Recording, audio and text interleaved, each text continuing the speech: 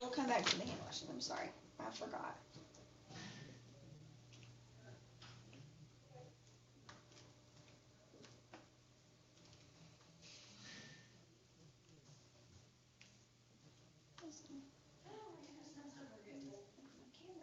Why is that well there? I don't know. I think somebody's been pushing the button.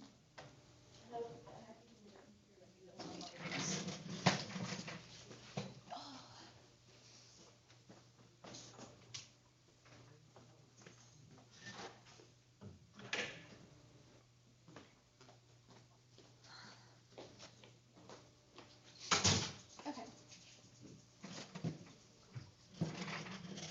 Okay, let's finish this. So we talked about clean versus sterile technique. We'll go back to hand washing in a minute. Okay, standard precautions. Couple things to know about standard precautions is one, if y'all get this out, I want you to write in, another word for standard precautions is universal precautions. When is that from? Is that from Monday? Yes. It's one from it. So another word for standard precautions is universal precautions. And you'll hear those used interchangeably. And basically, these are just guidelines that were developed by the CDC. Who's the CDC? The Center for Disease Control. Center for Disease Control. And they're just kind of broad, basically apply to everybody that might ever be exposed to any kind of blood or body fluids. They're just regular. People at the workplace have to follow standard precautions and so forth. So those are just your kind of your everyday precautions that you take to avoid, infectious disease. Any blood or body fluid is considered contaminated, so always requires some kind of protective covering of some sort. And then OSHA, you may know what OSHA stands for? Anybody ever heard of that term before? No. We didn't have that, did we? If you've ever done ag classes, they might have heard that in there. It stands for Occupational Safety and Health Administration. No, we haven't had that one. And basically OSHA is a government organization that basically oversees safety in health, not in healthcare, but in workplaces all over. So like whenever you go, if you've ever been to a restaurant and you see like the choking sign is posted, Yeah. they'll have like different, No smoking signs. yeah, whatever. All of that is maintained and basically overseen by OSHA. They just make sure that workplaces provide safe places for people to work. So OSHA established these bloodborne pathogen standards that have to be followed. And actually, we're going to watch the bloodborne pathogens video next week, so we'll do that. But one of the requirements, especially in healthcare, is that you wear personal protective equipment, or PPE, is what you'll see it written as, like that next one. It says, healthcare workers are required to wear this when there's a risk for any kind of exposure to blood or body fluids. This includes gloves, gown, mask, etc. And then, you have to pick out what equipment you think that you'll need. And most patients, if you already know what kind of disease they have, you're going to have an idea of what kind of precautions you need to take. So we have what's called transmission-based precautions. So these are specialized precautions that we take according to what disease they have and how it can be transmitted. So what are some ways that diseases can be transmitted? We've already talked about this week. How can diseases be transmitted? And diseases? Direct, Blood, hand, saliva. could be potentially. Indirect contact. Indirect contact, like somebody touches something, somebody else comes and touches that same thing. What else? Air. Cough or sneeze around you. What'd you say? Air. Air. What'd you say? Coughing or sneezing. Coughing or sneezing droplets. Okay, good. So there's specific type of diseases we know that have their own type of transmission. And so when you have a patient with one of these type of diseases, they're put into what's called transmission-based precautions. There's some kind of isolation from other people. The purpose of this is just to prevent them from getting someone else sick. So there's 3 types of transmission-based precautions. First one is airborne, okay, and that's like your tuberculosis. Everybody know what tuberculosis is? Do what? Was it something like that? TB, tuberculosis. It's a lung disease. It's caused by a bacteria, and basically you get all these nodules on your lungs. And y'all ever watch Tombstone? Movie Tombstone? No.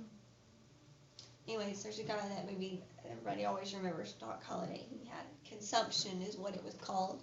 That was the name that they turned it back then. But tuberculosis is really what it was. They'll spit up blood. And it's not usually, like in that movie, he like spits up this bright red blood, and that's not really typical. It's normally like this mucousy blood, really thick, just a lot of like, bleh. I don't do mucus, so I can handle poop and vomit and whatever else, but mucus, My Can't do sister, can't do it. she was talking about how like she said there could be like guts choked out in front of her on the table, but she said throw up, she can't do it. Throw up isn't even that bad. It depends on And what. it's disgusting to me. That's why I'm like I don't know if I can do it or not, cause throw up is just I can't. Well, it depends on Even if, my if own, I I'm can't. working or not working or what's going on. Like, if I'm at work and I'm cleaning up throw up, for some reason I can do it. But if like I'm out in Walmart or something and somebody throws up, I don't think I could do it. you know what I'm saying? If it was I don't my know, kids, it I could do changes, it. though. If it was, I think that once like I have kids, stuff don't bother me. Yeah, but it's not as until then, I can't. Although even when Hannah throws up, I mean I still gag. I'm like the whole time I'm cleaning it up. Anyway, so an example of airborne precautions is like tuberculosis, where if you're just in the same room with someone and you breathe in the droplets that they put out, even the mini, I'm talking about little bitty droplets, you can get that disease. That's airborne. These pathogens, it says, can remain in the air for long periods of time. So sometimes if somebody's had tuberculosis or another airborne type of disease, they may not be able to put another patient in that room for some time. And then equipment includes special masks. You know I showed y'all the difference in the two masks? Those white masks, the really thick ones, those are the ones you have to have for TB. So they don't allow those tiny little droplets to get in, whereas the blue masks do. They would, even TB, they wouldn't be able to combat against TB. Says other equipment includes negative pressure rooms. Any ideas on what that would be? It keeps all the air in instead of letting it out into the hallways and Yes. places. Except that it does keep air in, but it actually, like at Children's, we had specific negative pressure rooms in the emergency room, and they just would, the exhaust would pull the air up, but it would actually release it outside the building instead of releasing it. Normally your air gets kind of circulated through your building, your house, or wherever. Well, these don't. They actually pull that air up, and it just disperses outside in the air, so that it's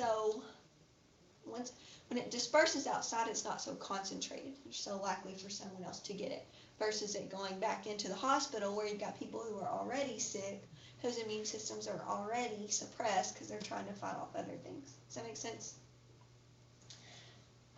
Droplet precautions is another type of transmission-based precaution, and this is used with diseases that can be spread by like or sneezing. Whooping cough is an example of this. You know what the official name for whooping cough is? I forgot. Starts with a P. Probably seen some commercials for it on TV. What would you say? Whooping cough. I have seen it. I but read it can't yesterday. remember. Pertussis. Yes. Yeah, that's talking about. Pertussis. So whenever you take your Tdap, that shot, tetanus, diphtheria, and pertussis. That P is for pertussis and whooping cough. So that's one example. There's a lot of droplet precautions type of illnesses, but basic equipment, all you need in a room like that is just your mask, like the blue masks, and those blue masks will work for that. You don't have to have the fancy white one. And then last is contact precautions, and this is probably the most cumbersome. It's the most annoying, I think, for people to have just as a nurse, because that's the one where you have to put on the most equipment.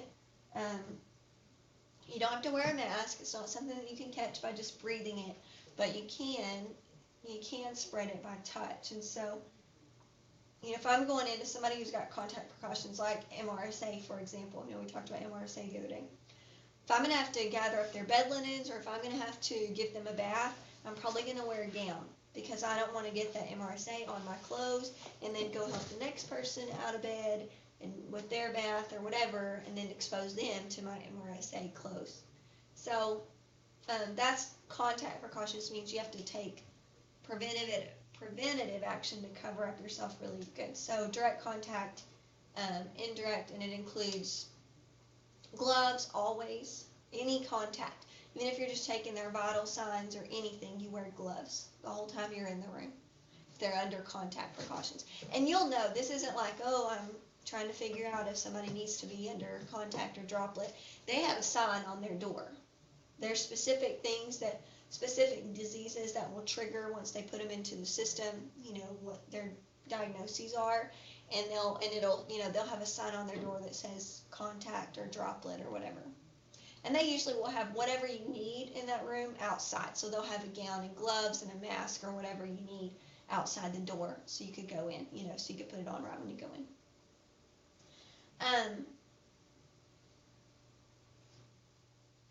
What was I going to say? Gown, gloves. Oh, and then if you're going to do wound care or something where you might get splashed, what would you also want to wear? Wait, what did you just say? You're going to do something where you're going to get splashed, Um, like wound care or something. that thingy. You Yeah. said us. Yeah, The mask that has the shield on it. The one that had the clear shield. Because you don't want to get splashed with that in your eye, obviously. So, hand washing again. It's the best way to prevent. But those, they take some extra precautions. So that's with the standard precautions. And I'll let you guys, after this, we'll put on the gowns and stuff too, so you guys can see those. Okay, let's go back to hand washing. Actually, I have one more thing I want to talk about. I forgot. Okay, let me go over a couple of case studies, and you guys tell me what you think. I'm just going to read them to you. A couple what? Okay, it says there's often no running water in the post-operative ward of the local maternity hospital. Can't imagine why, but anyway. When running water is not available, the doctors generally do not wash their hands before and after examining each client. Now, this is a maternity ward. That means this is labor and delivery. That is disgusting. I would not go there. It says when examination gloves are available. That's nasty. When examination gloves are available, the doctors wear them while examining the clients, but do not wash their hands after taking off the gloves. Who is at risk for infections? All the baby All the mamas. babies. All the moms. And the babies, it's like And the babies, don't potentially, have yes. Cause they endanger themselves. That's nasty, because And he's like some themselves. girls catching diseases and then he don't wash his hands. That's nasty. I agree. And I'm times out of 10, we have a disease when you have a baby. I can mess the baby up, right? Yeah. Depends on what it is, but yeah. Cause I know this one girl, she had like, what was that? I don't know, I think she had a virus or something down there, and when they had the baby, they said it got in the baby's mouth. Yeah, it can, Oh it my can do God. that. I mean, so it definitely puts risks. So, okay, here's another one. So obviously we know that one's not right? Because I don't know what they need to do. They need to fund some running water in Wait, their clinic that's or something. that's not real? Or it is real? No, these are just like. Oh. Thank God. I was Oh sitting my here thinking that gosh. was for real. I was like, that is nasty. I mean, I don't know. I'm not saying they weren't. I'm just saying they're just on my curriculum as things to look at. They don't have running water. So what do you do? I don't know. I mean, you'd have to wash them somewhere. You gotta have at least a bucket of water that you can pour on them and wash them or something. I mean, I've been in places that don't have running water, but we still figured out a way to wash our hands. Okay, it says Anita works in a women's health clinic and is responsible for charting clients' blood pressure, temperature, and weight, and for drawing a few drops of blood from clients' fingers to check their hematocrit, or you could say, we'll just say blood sugar instead of hematocrit. So she does not wear gloves during any part of this process, but does wash her hands before seeing the next client. Is this an appropriate infection prevention practice? Why? Why not? I don't know. I think that she definitely needs to wear gloves. I don't know why. Why does she need to wear gloves? You want me to read it one more time? Yes. Yeah. As Anita works in a women's health clinic and is responsible for charting clients' blood pressure, temperature, and weight, and for drawing a few drops of blood from clients' fingers to check their blood sugar. That's why you don't want the germs Checking the on blood. your fingers Yeah, the Yeah. blood will from when they get the blood. Yeah, you're being exposed to Yeah.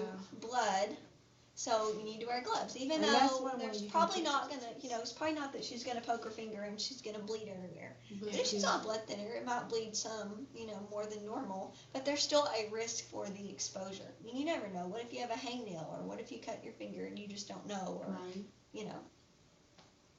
So yes, I agree. They need to wear, definitely, even if they wash their hands, anytime you're gonna be exposed to blood or body fluids, always wear gloves. Okay, a local hospital that has its own laundry department routinely picks up and delivers clean linens to the various departments in the afternoon. That's just like their bedding and stuff, sheets and everything. It says it's common practice for the laundry employee to use bare hands to collect the dirty linens since they are stored in plastic bags. After picking up the bags, the employee assesses how much clean linen is needed and leaves an adequate supply before moving to the next department. The clean linen is kept on top of the shelf. Well, we'll get to that part in a minute. So what do you think about this so far? After picking up the bags, she assesses how much clean linen is needed and leaves an adequate supply before moving to the next department.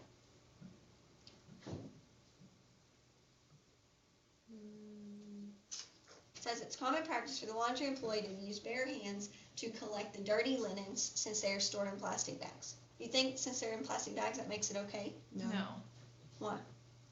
Well, the person who put them in the plastic bags could have had some. That's what I'm saying. They could have not been wearing gloves when they put them in there, and then got the nastiness on the outside. Yeah, and that's what I told my other class, because they're like, oh, that's not a big deal. But whoever's putting the stuff into the bag is still holding on to the bag and touching the dirty linens. You don't know what's on dirty linens. I mean, all kinds of body fluids. So,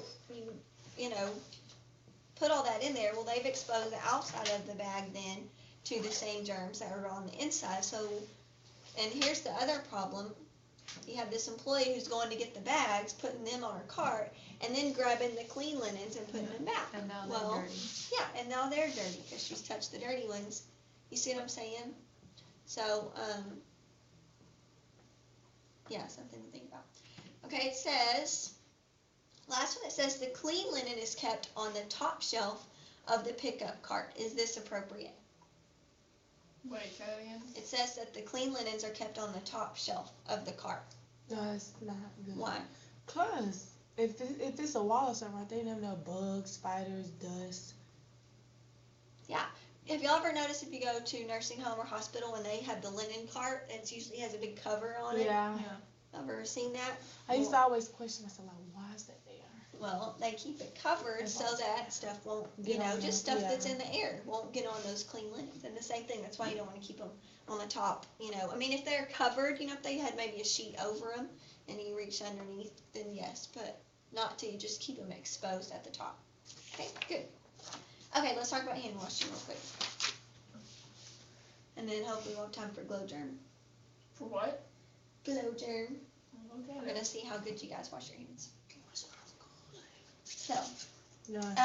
okay, so we said hand washing. Actually,